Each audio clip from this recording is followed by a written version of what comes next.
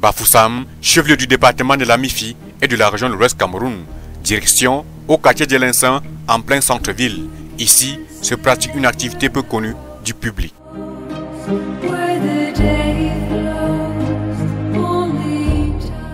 Le nettoyage des produits issus de l'abattoir du chef-lieu du Soleil couchant. Ils sont communément appelés les nettoyeurs de peau. Les viandes fraîchement sorties des abattoirs et vendues dans les marchés subissent une chirurgie sans anesthésie.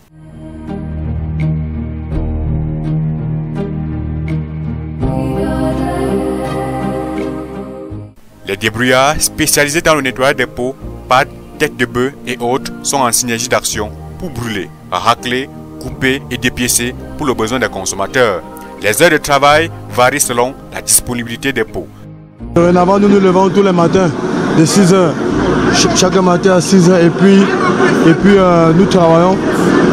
Ça dépend, il y a des jours que nous pouvons rentrer à 17 h, des jours que nous pouvons rentrer à 18 h, donc on se bat en fonction du travail.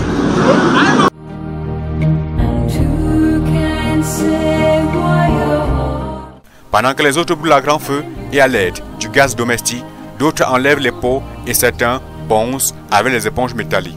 À chacun son comptoir et sa bouteille à gaz. La sécurité a foutu le camp. C'est le chacun pour soi et Dieu pour tous. Certains mettent les lunettes de protection, d'autres à l'œil nu.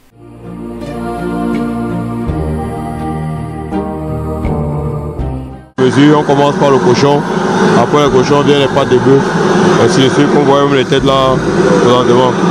Ouais, c'est un peu ce qu'on essaie de faire. Bon, ça dépend. Il y a des jours qu'on utilise même 2 bouteilles, des jours qu'on utilise 3, des jours qu'on utilise même pas une bouteille. Donc ça dépend selon le tempérament de la journée. Tout simplement, il faut être prudent juste. Parce que c'est vraiment être avec les risques, il faut seulement être prudent. Et il ne faut pas être distrait quand on travaille.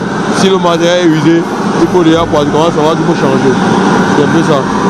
Les recettes journalières dépendent de la disponibilité de la matière de base.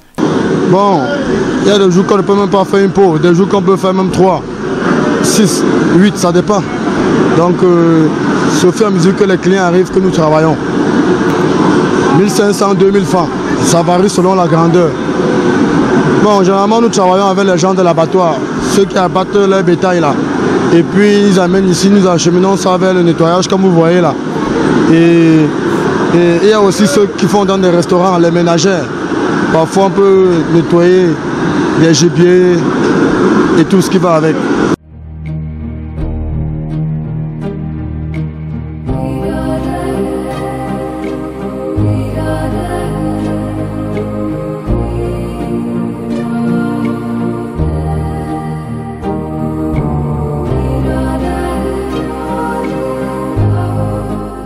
Ce travail de nettoyage allège le quotidien des ménagères.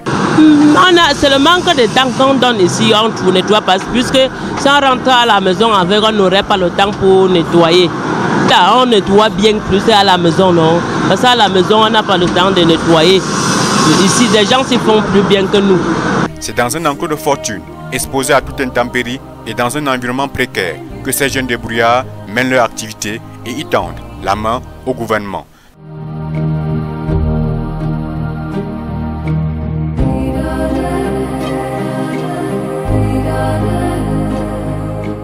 Nous on souffre beaucoup parce que aujourd'hui nous sommes les débrouillards.